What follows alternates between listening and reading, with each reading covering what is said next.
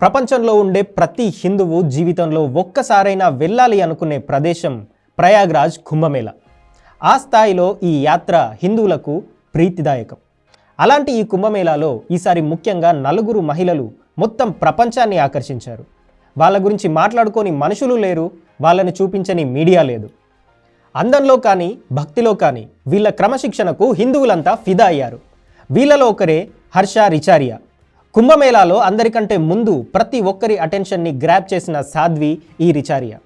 రిచారియా మొదట ఒక model, influencer. చాలా యాడ్స్లో కూడా రిచారియా నటించింది. ఆమె వీడియోలకు మిలియన్స్లో వ్యూస్ వచ్చేవి.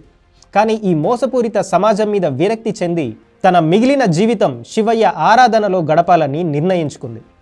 మహామండలేశ్వర్ ఆధ్వర్యంలో సాధ్విగా మారి ఆయన ఆశ్రమంలోనే ఉంటుంది. 30 ఏళ్ల వయసులో జీవితాన్ని శివుడికి అంకితం చేసిన ఈమె కుంభమేళాలో ప్రతి ఒక్కరిని ఆకర్షించింది. ఇదే లిస్టులో మరో అందమైన అఘోరి చంచల్నాథ్ అఘోరి.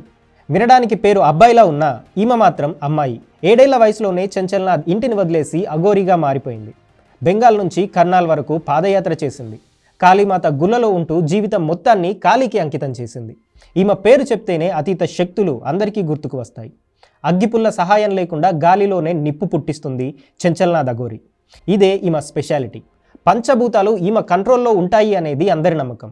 అందుకే అంతా ఈమెను కాళీమాత ప్రతిరూపం అంటారు.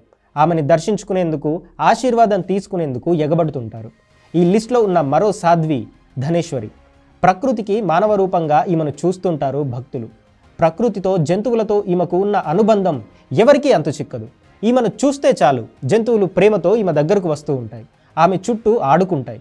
చిన్న వయసులోనే కుటుంబాన్ని వదిలేసి శాంతి స్థాపన కోసం సాధ్విగా మారిపోయింది ధనేశ్వరి. శాంతికి ప్రతిరూపంగా కనిపించే ఈమె కూడా కుంభమేళాలో భక్తులను తెగ ఆకర్షించింది. ఇక 16 ఏళ్ల వయసులోనే కుటుంబాన్ని వదిలేసి వచ్చిన హేమలత అఘోరి కూడా కుంభమేళాలో ప్రతి ఒక్కరి దృష్టిని ఆకర్షించింది. ఈమెను దర్శించుకుని ఆశీర్వాదం తీసుకుంటే లక్ష్మీ కటాక్షం కలుగుతుంది అనేది చాలామంది నమ్మకం. అలా చాలామందికి జరిగింది అని కూడా భక్తులు చెప్తున్నారు. అందుకే అంతా హేమలత ఆశీర్వాదం కోసం ఎగబడుతుంటారు. ఆమెను వెతుక్కుంటూ మరీ వెళ్తుంటారు. దీంతో ఈవిడ కూడా కుంభమేళాలో సెంటర్ ఆఫ్ అట్రాక్షన్గా మారిపోయింది. కోట్ల మంది భక్తులు వచ్చే కుంభమేళాలో ఈ 4 మాత్రం ప్రపంచం చూపును తమ వైపుకు తిప్పుకున్నారు.